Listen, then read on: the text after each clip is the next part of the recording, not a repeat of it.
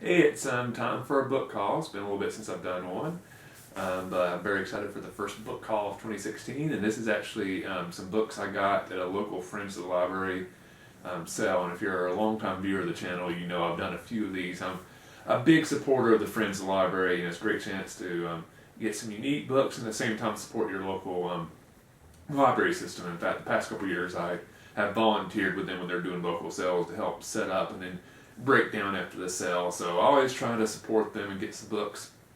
And usually a goal I always have for these Friends of the Library sales, it's a great chance to get some really old editions of some books that you just won't find in bookstores anymore.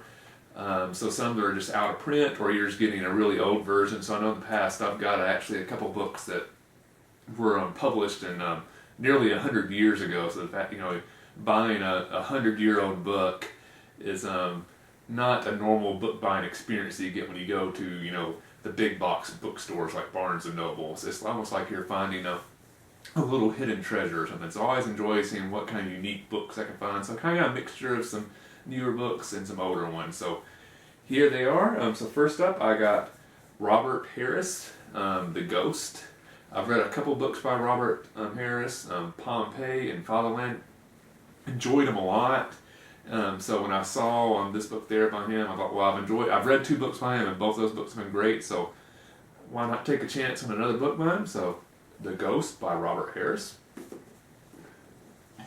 Next up is The Amber Room by Steve Berry. I'm not too familiar with this author, but this book I got probably because I know a little bit about the subject of this novel. It's based off The Amber Room, which is a kind of a fascinating little historical tidbit of Imperial Russia, and as one of those kind of mysteries that happened when the Tsar fell and communism rose, and then with World War II then coming along after that, a couple of 20 years later, basically after the Germans pulled out, the Amber Room vanished. And it's kind of hard to explain what the Amber Room is, but if you're interested, just Google it, it'll pop up.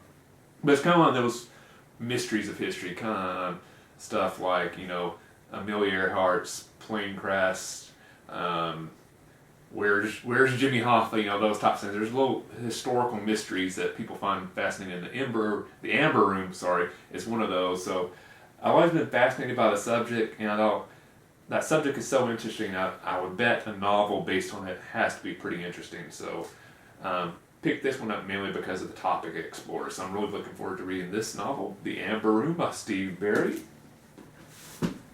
Next up, you have Monster by A. Lee Martinez. So the reason I first picked this book is the title and the cover kind of caught my eye, and then I read the back cover and it sounded really interesting. It's basically about a exterminating company that kind of specializes going after, as the title implies, monsters with stuff like Bigfoot, these mysterious creatures. He's the guy he called to come and rid him of these pests. Like, you'd have a regular exterminator come get, rats, cockroaches, raccoons, stuff like that. He kind of specializes in monsters. So that sounded like an interesting concept. Never heard of the book, never heard of the author, so I'm not sure if it's good or not, but, I thought it was worth a try. So Monster by A. Lee Martinez. And next up I have the older versions of books I mentioned that, are kind of more unique find. So first up, I got The Innocents Abroad by Mark Twain. And I've had really good luck at the Friends of the Library sales getting old versions of Mark Twain books. The books I mentioned that were over 100 years old were actually Mark Twain's. So this one's not nearly as old, but it's still an older edition than you'd get at a bookstore. So this was actually published in 1990. But, it has a real nice, pretty cover design, nice hardback. So I just, and I like Twain, and I just didn't happen to have a copy of The Innocents Abroad, so that was a cool chance to get this book. Then I got 1,000 Days, John F. Kennedy in the White House by Schlesinger. And this is a very famous book. A lot of people, if you watch the channel for a while, you know that my major in my career is related to politics and government, so political history is always a thing that's fascinated me. Arthur Schlesinger's 1,000 Days is just a very famous book about the John F. Kennedy administration, and the specific edition was published, let me make sure here, I want to make sure I have the right date. Oh, this one was from 1965, so it's, you know, a very old edition of the book. Pretty good quality, because sometimes we get these older books, they're in bad shape. This one's in still pretty good shape, so so I'm very excited to add this to my collection, not only because it's an old book, but looking forward to reading it as well. Alright, next up you have Plutarch Lives, which if you're a fan of history, especially ancient history, the name Plutarch will probably sound familiar. He's a very, very famous ancient historian who lived in the during the Roman Empire, and he wrote all these really important works about these important figures in Greek and Roman history. So some of the more famous ones that are covered in this book are people like Cicero, Cato, Mark Antony, Brutus.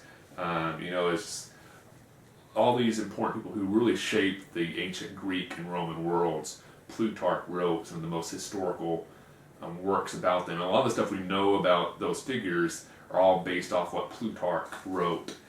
So when I saw this, I'm like, ooh, this sounds like a very interesting book. It's not the typical thing you see, and obviously it's an older looking edition. I'm not sure how old this version is, because I've looked everywhere in this book and there's not a publication date. I'm thinking it's not too old just because it seems to be in fairly good shape, so I'm guessing maybe it was published, I don't know, I'm guessing maybe the 60s or 70s, but I don't know for sure. I'm going to see if I can find this online and figure out exactly when it was published.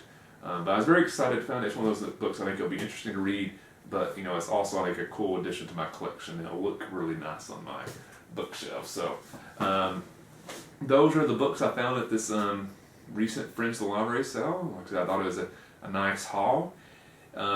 If you've read any good books so far in 2016, please let me know in the comment section below. I'm always looking for some new books to check out that I haven't read before. So just let me know in the comment section below, as I mentioned. Be sure to like the video, comment, all that good stuff. If you haven't yet, subscribe to the channel. Hope you enjoyed the haul, and I'll see you the next time.